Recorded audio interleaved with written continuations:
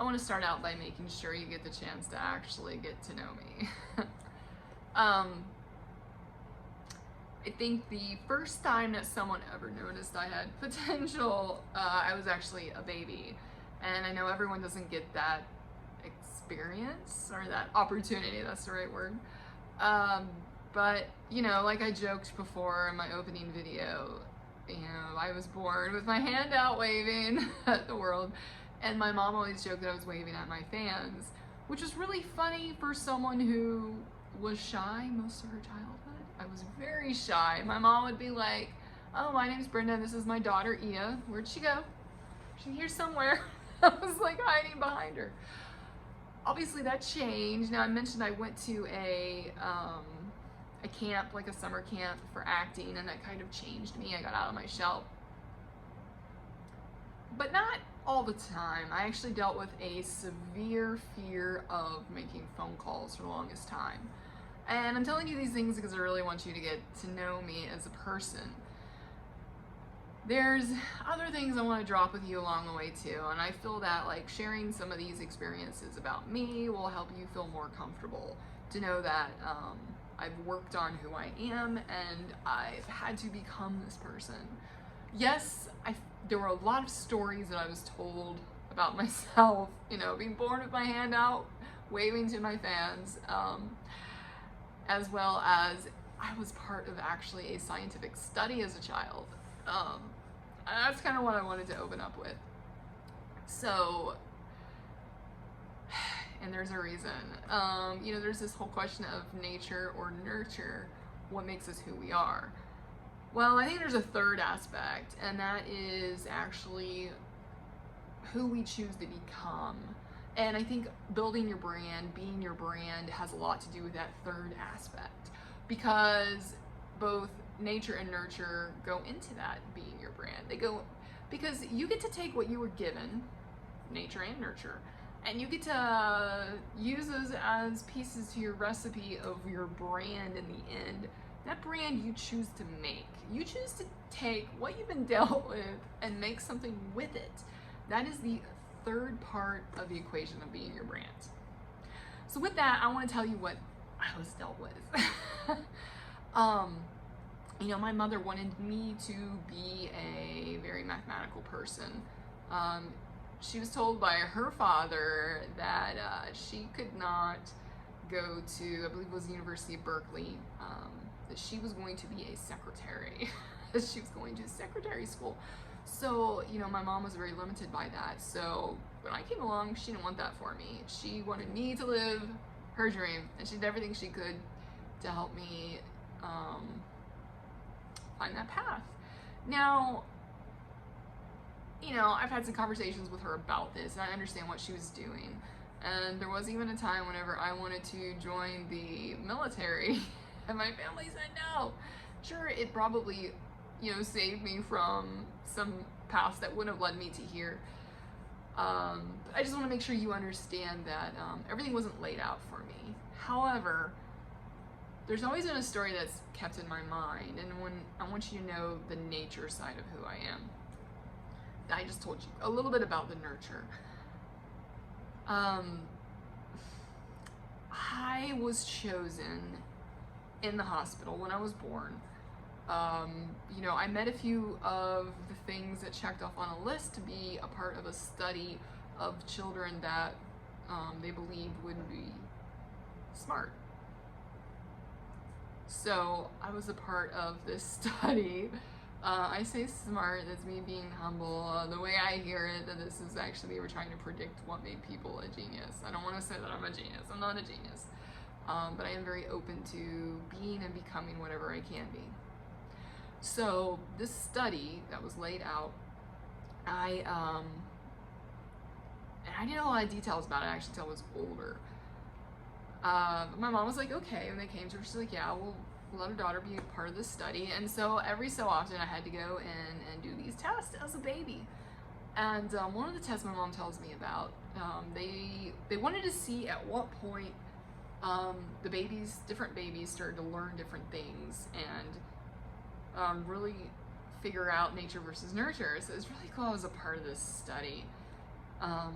they actually, my mom, I don't think my mom witnessed a lot of the research that was done, but one of the things she did tell me about was that they strapped my head and my body to hold me up in this like chair, and I had to watch this train go through its track. And the test was to see at what point the babies would see the train disappear in the tunnel and look at the other side of the tunnel for it to come out. I'm telling you this because I was the outlier. The very first time they did it, I watched the train go around, it went into the tunnel, and I immediately went to the other side of the tunnel and I watched it. I was born a little bit different. I screwed up the study from the beginning. They wanted to know what point the kids would start to learn that. I was born into a world where my mind was already a little bit more open to pick up on things than other people. So I do have a little bit of advantage of that. But I also was born with disadvantages. I am diagnosed with narcolepsy. I'm very tired. I took stimulants for a long time. I just recently went off of them. Life's a little bit different. I've had to find coping mechanisms for my narcolepsy throughout time. I have to manage my life such that I know what will make me tired, what will give me more energy, and sometimes that is exhausting. So you're gonna have a lot of nature versus nurture that's gonna make your brand. So yeah, I just told you a little bit of my nature side, a little bit of my nurture side. The third part was really, who do I want to be?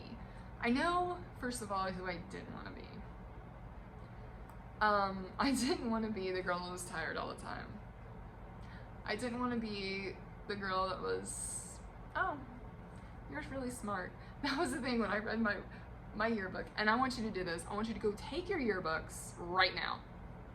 And this only really works if it's been quite a few years since yearbook time. So, you know, if you were in school like 5 years ago, then that's maybe get into the years to go and look back at your yearbook. But I'm looking for more people who've been, you know, it's been like maybe 10 years since high school.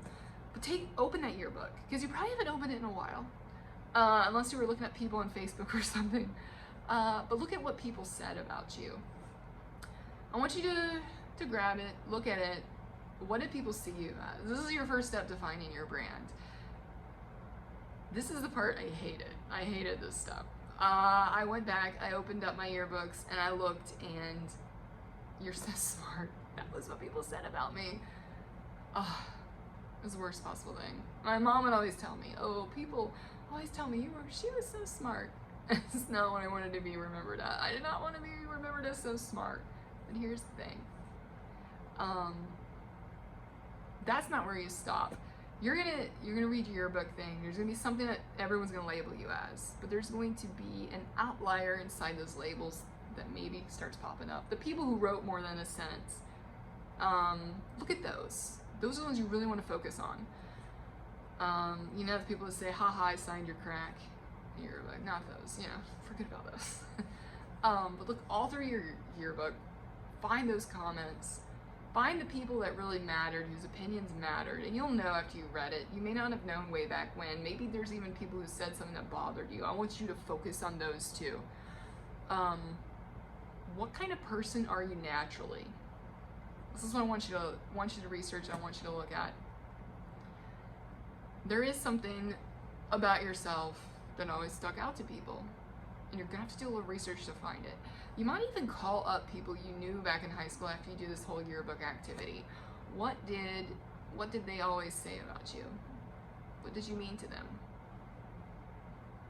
Of course, I'm going to have to share with you what this activity did for me. Some of the other things that people said about me, they said I was really sweet, but what did they mean by that? And you might have to research. If they said things like that, you're really sweet, you're a good friend, what does that mean? Because there's more to those statements. You're gonna look for the things that people said about you then, that people might have said about you recently. Always listening, always understanding, you know, that's something that really stuck out with me that I noticed people have said about me over the years. It's something that very naturally is part of my character. You know, people also said I always dressed with a theme. Yes, but it's not that simple. That statement, you always dress as a theme, there's more to it. Yes, I always dress as a theme, but I always dressed with a purpose. Because see, you're gonna take these things that people said about you and you're gonna turn them a little differently. What does that statement actually mean? Because the people who tell you this, who give you compliments, they don't know what that means to you. Only you know what that means to you. So when people told me I dressed in a theme, one of the most famous people that said this about me was an English teacher. He said, everyone else comes in whatever they decide to wear today. Ia, she comes in costume. She comes in uniform. It's always a theme from head to toe. I never would have guessed that my English teacher would have said this about me. And he did a few things that meant a lot to me. He wasn't the teacher that I thought would have left an impression on me as much as some others I really wanted to leave an impression on me. So a lot of times you won't know the people that affect you and change you. But their opinions, you're gonna use those to build who you are. I want you to even take the negative opinions that keep coming up, the things that people have said about you that you hated. There's some positive things in there that's gonna help you find out your brand and who you are. And you know, one of the things I hated, and some of this stuff might just be throwaways, I hated that people always said I was tired. Duh, I have narcolepsy. But it made me want to change that about myself. I wanted to be seen as more than just that person. So it really helped me to, looking back on it, to manage my brand of who I was, to not just be the tired person. Maybe that means that's something you hide about yourself. You know, I started to organize my time so that I wouldn't be tired when I was around other people, because it meant I couldn't be the person that was always there for people. It meant I wouldn't be as creative in instances where I needed to be creative if I was tired. So I would make sure I did what I need to manage myself around that opinion of me. Don't care what other people think? Yeah, that's a good thing to live by, but different when you're trying to build a brand. You do care what people think about, and you're actually manipulating and controlling what they think about you. But the more natural your brand is, the more natural you are, and it's going to take a lot less energy to make you who you are, because you know who you are. You're really just scrubbing out the things that don't fit that. So that's what I want to share with you, and that's what I hope you'll learn out of this.